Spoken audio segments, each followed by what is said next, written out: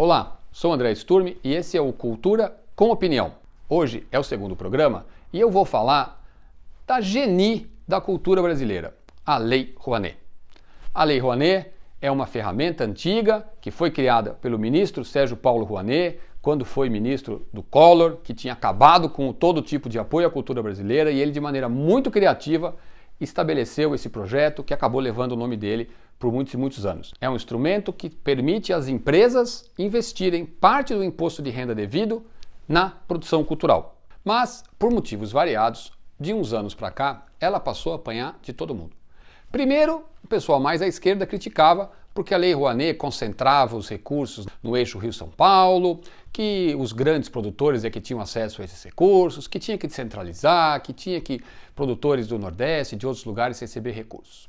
Depois, inverteu. A Lei Rouanet virou sinônimo de benefício de mamata para produtores de esquerda. Então, a Lei Rouanet era culpada de ser uma ferramenta para que o governo comprasse os artistas e para que eles apoiassem o governo de então. Não é nenhuma coisa nem outra. A Lei Rouanet, como eu disse no começo, tem sido uma ferramenta que mudou a maneira de apoiar a cultura no Brasil. Nos últimos anos, a Lei Rouanet significou um investimento de cerca de R$1 bilhão na cultura brasileira. E por que ela é importante? Porque ela faz com que empresas utilizem um percentual do seu imposto de renda para investir diretamente na cultura. Ou seja, não é o governo que escolhe quem recebe o dinheiro da Lei Rouanet. Essa é a primeira lenda equivocada que muita gente fala. Não é o governo que dá o dinheiro para os artistas. Pelo contrário, o governo abre mão de escolher quem vai receber o dinheiro. O único momento em que passa pelo governo, embora não sejam os representantes do governo que decidem, é o seguinte: um produtor que tem um projeto, qualquer projeto, uma exposição de arte, um show de música, enfim, ele inscreve no Ministério da Cultura. Tudo bem, hoje em dia não é Ministério, é Secretaria, mas eu vou falar Ministério porque é mais fácil. Pois bem, ele manda o seu projeto para o Ministério da Cultura e tem uma comissão formada por pessoas da sociedade que aprova esses projetos ou recusa. O projeto foi aprovado, o produtor então vai nas empresas buscar motivá-las a investir no seu projeto. Então o governo abre mão. Essa é uma das qualidades, ou seja, em vez do dinheiro entrar no governo e lá para aquele bolão, e aí a cultura tem que disputar recurso com todas as outras áreas, não. A empresa recebe projetos, escolhe os que ela quer e ela deixa de pagar 3% do imposto de renda devido e aporta naquele projeto. Uma empresa tem que pagar 100 milhões de imposto, ela pega 3 milhões e investe num projeto e paga 97 para o governo.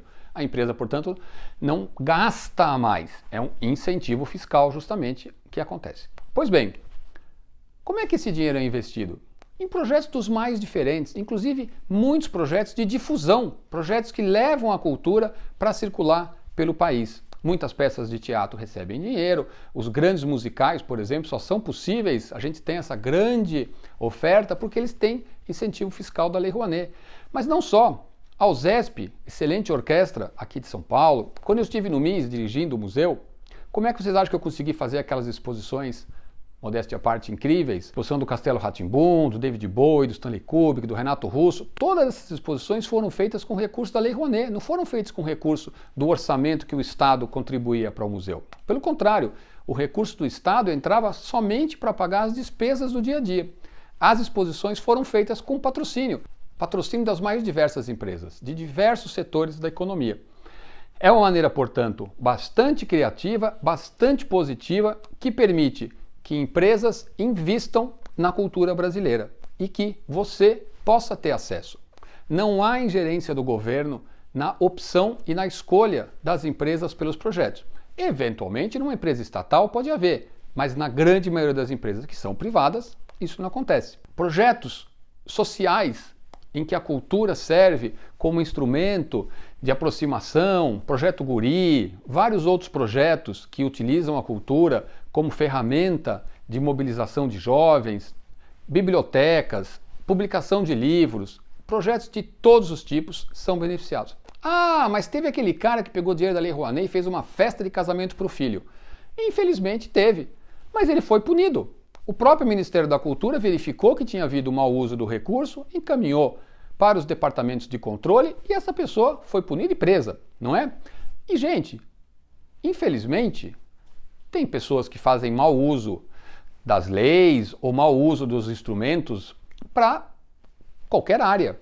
Mas isso não desvaloriza a importância que a Lei Rouanet teve no Brasil nos últimos anos e continua tendo.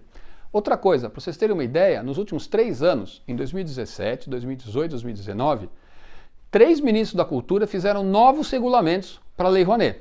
Isso é algo que tem causado instabilidade, porque faz com que os produtores tenham que se adaptar a novas regras. É muito importante que a gente tenha uma estabilidade nas regras para que os produtores possam saber como é que eles vão captar e principalmente as contrapartidas que eles têm que oferecer. Você sabe que qualquer projeto que capte recurso na Lei Rouanet tem que oferecer 10% dos seus ingressos gratuitamente? Sabia que uma parte dos ingressos tem que ser vendido por preços populares?